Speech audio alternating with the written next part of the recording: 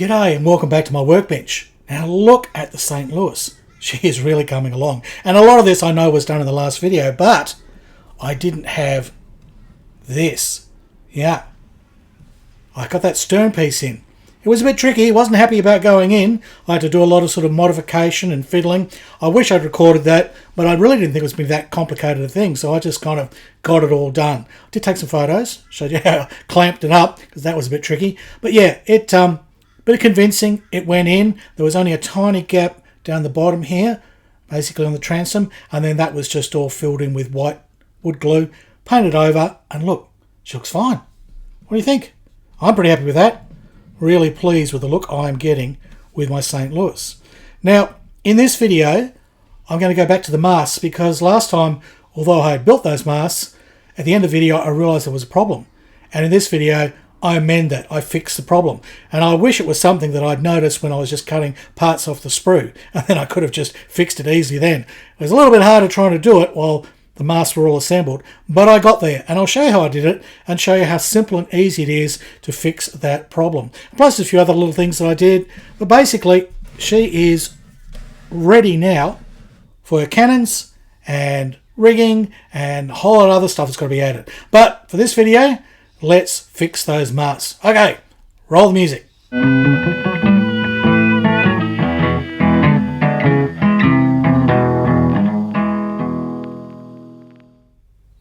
In my last video, I made up the masts, and to all intents and purposes, they weren't too bad.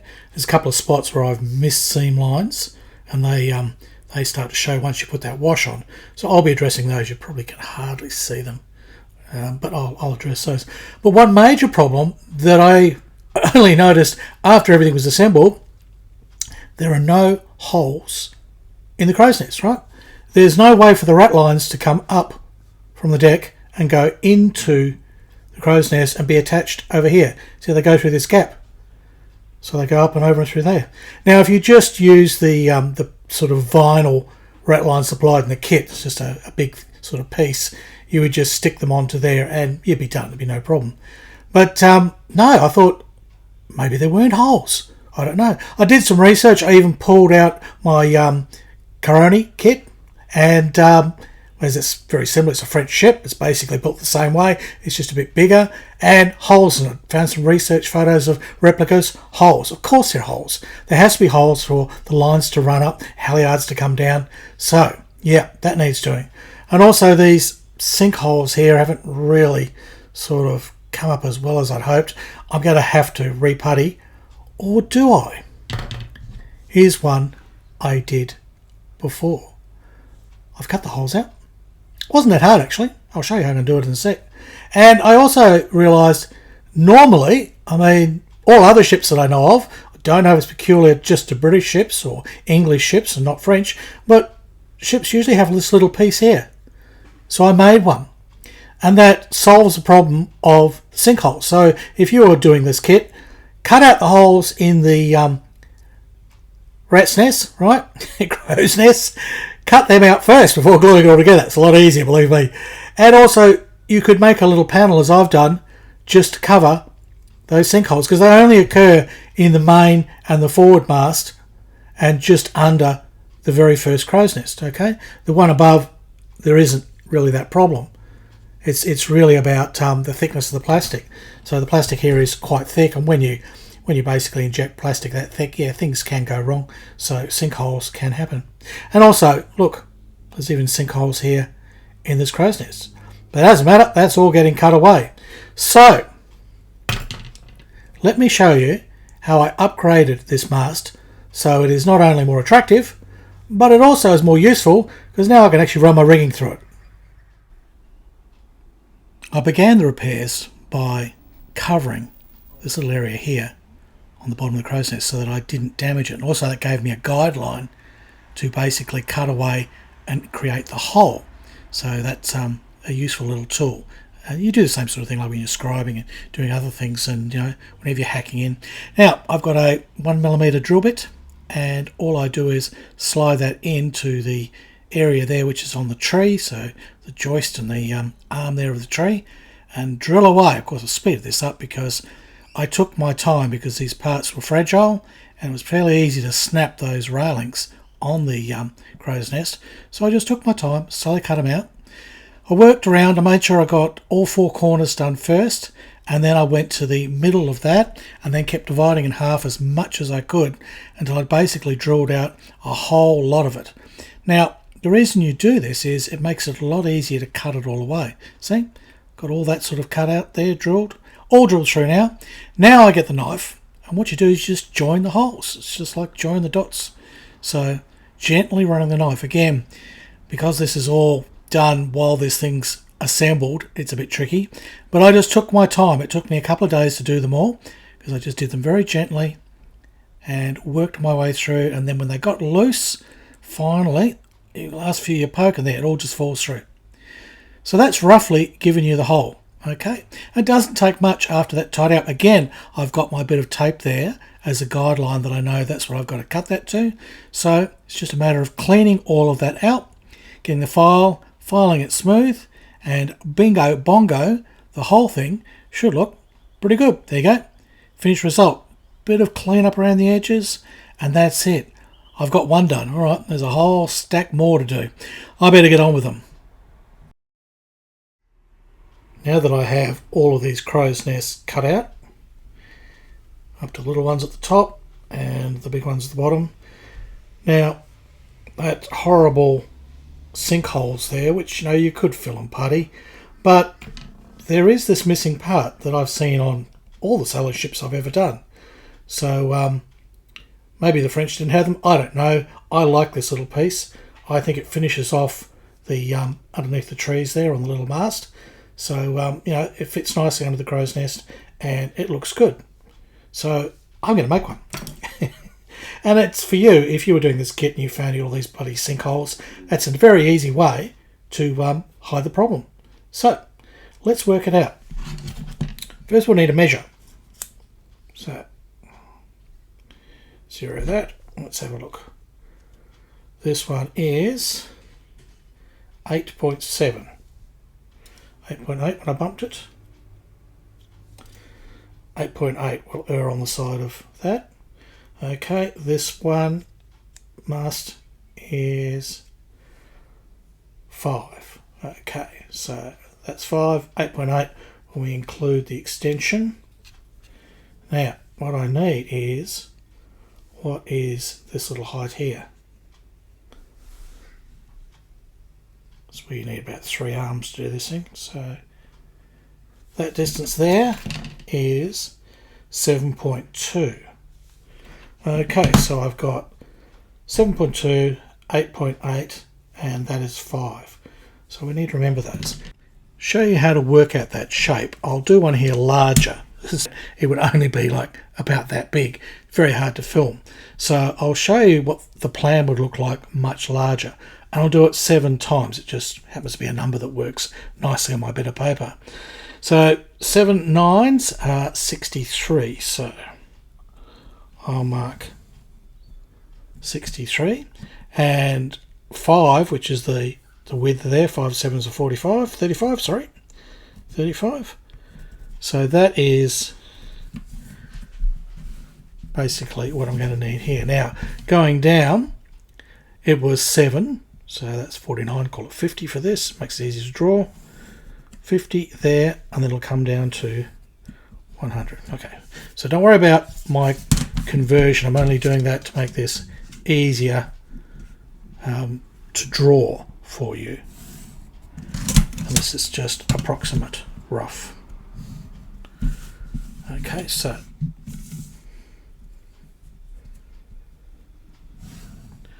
all I want to do is get that L shape that we had with those 2 masts were joined together there under the crow's nest. Okay, so here's your crow's nest, right up there, and your mast continues down this way. Okay, so more mast that way. This is the mast that stepped forward. This is the one that's going up, and that goes up through the crow's nest. So that is the shape. Okay, and that's 9mm across there, 5 there, and we're saying 7 and 7, which is how I sort of worked it all out. Now, the bottom part we need to go completely round. So I think I've got one of these big enough here. That one. how one should do it. Okay, so I know that is completely round, and that was 5 across there. So that is, if you're going to draw it with anything, you need a 5mm diameter, or basically a 2.5mm radius. So that's that bit. Up here, about 1/3 of the way along, it is straight, but then it will curve in, and that curve in's got to end up over here somewhere. So I'll just use my largest one of these. This should work. Yep, that should give me sort of a curve.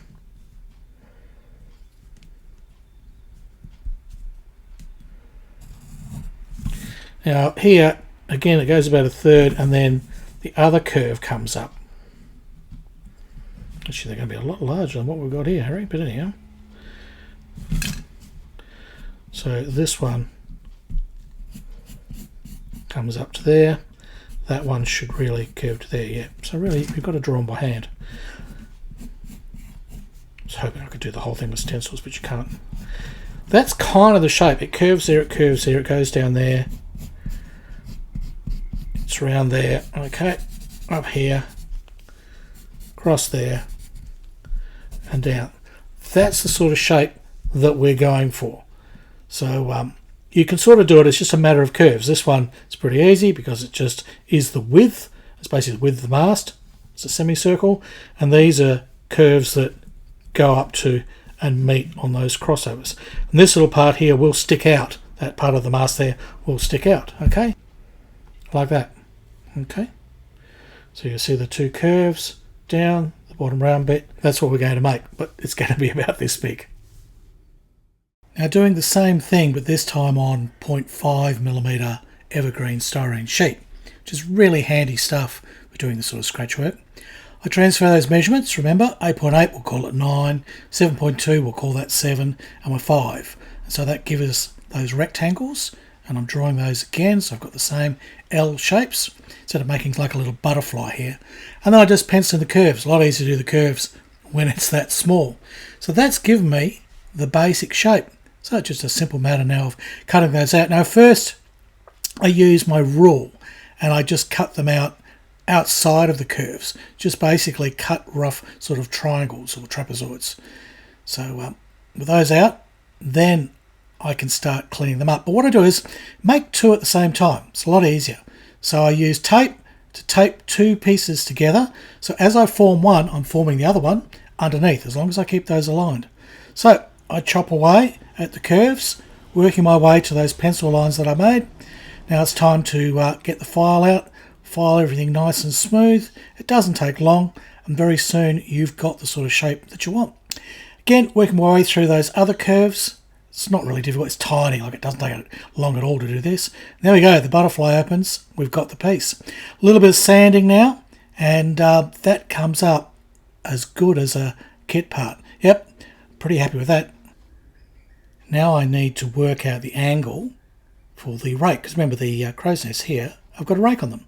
So I just work that out by pressing it up against the crow's nest there, and then I can just simply run the rule down and cut that piece at the angle. So I'd made this a little bit longer than I needed to because I knew I'd have to allow for the rake. Because remember, these crow's nests sit at an angle. So with that little bit extra there and then templating off the actual mast itself, I've now got a perfect fit. So there we go. That's going to be my piece. So I'll now just transfer that measurement to the other one. We can glue them on.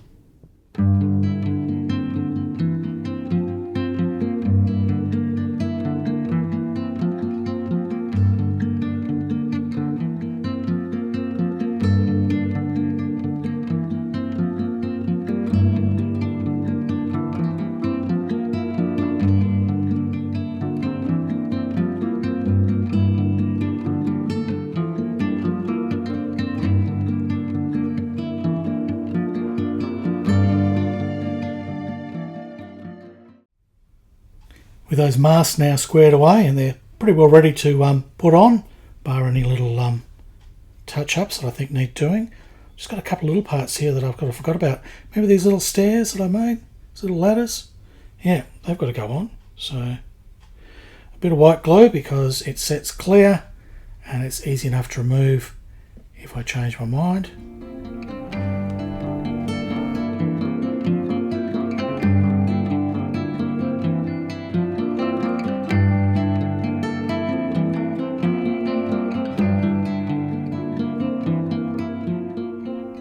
I am so happy with the direction the St Louis is now taking.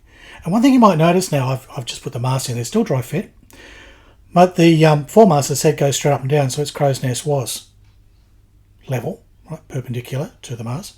But remember how we had a rake here and the crow's nest was at a funny angle and it sort of seemed crazy? Well, what I probably didn't explain very well is the deck goes up as you go to the back, right? So the deck is tilting up. So that mast does need to go back a little bit, only in relation to the deck and how it fits to the deck. And also, that little tilt back and then the tilt of the crow's nest actually levels it out.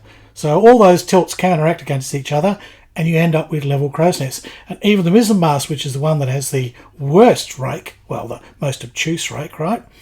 Its crow's nest ends up being level as well. So that's the reason for all those funny angles. So that's the thing. Masts are not straight up and down, usually on these square rigged ships. Foremast is, mainmast goes back a few degrees, mizzenmast goes back quite a few degrees more, usually about 2 or 3 and usually 5 to 7, that's about it. That's generally the rule. There are exceptions and there are ships that don't do that, I know, but pretty well for this period, 17th century into the 18th century, that's kind of how they did it. And mine is looking the part. I'm very happy. So glad I cut those holes out, because that would have been a nightmare to do later on with everything glued in and then gone, oh dear, I've got no way to get my rat lines through. So something to look out for. Hopefully if you've watched this video, you'll know to, when you tidy up your rat nest, your crow's nest, right, cut those holes through and life will be a lot easier. Anyhow, it's all looking good. I really love how the sterns turned out. I'm so pleased with that. So pleased with how she turned out. That is one of my favourite part of the ship now to look at.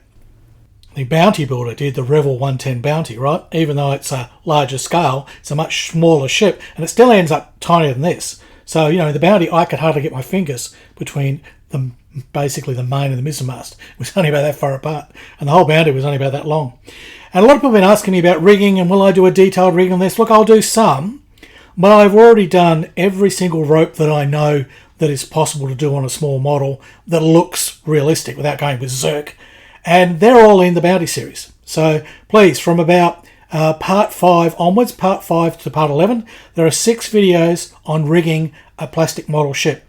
And they show all the methods, all things I know, all the theory, how I put it in practice. And it's all chaptered. So if you go into the instructions, not the instructions, what is it called? The description. Yeah. If you go into the description, you'll find a list of all the types of knots and things I'm doing and little time codes. And you click on those, it'll jump straight to it. So if you want to know how to put your clue line in, if you're a bit clueless on that, right, okay, or you need to, you need to know what the brace is or the lifts or whatever, you can simply have a look through those videos, read the descriptions until you find the one that's got the thing that maybe you're interested in, click, you can go straight to it. But for anyone who's trying to figure out for the first time how to do the rigging on a ship like this, please watch those videos. You may not do every part that I did, but they are a good resource, I hope, for everyone to sort of reference. On this ship, I'll be going further because there's even more complicated rigging because this is French and it's a little bit different and it's slightly older. This is at least 100 or 200 years basically older than the Bounty. So there's a lot of strange sort of rigging that wasn't in the later British ships. And plus, the Bounty is a smaller ship. It was only rigged for smaller sails. So there's all that to look forward to. I will show all the differences in the rigging and I'll sort of gloss over and show bits of the rigging, but I'm not going to do full-on rigging videos again. It's a lot of work and I'm just repeating myself, okay? So if you want to know any particular knot, just ask me. I'll point you straight to the video and tell you how I did that on the Bounty. Okay, well, that's basically it. She is done for now. I've got the lantern to put on there, yes. The cannon's got to go in. They've already been painted up. They'll be done. The lantern, I'm going to do something. I don't know what I'm going to do with that. I'm trying to make it realistic. We'll see.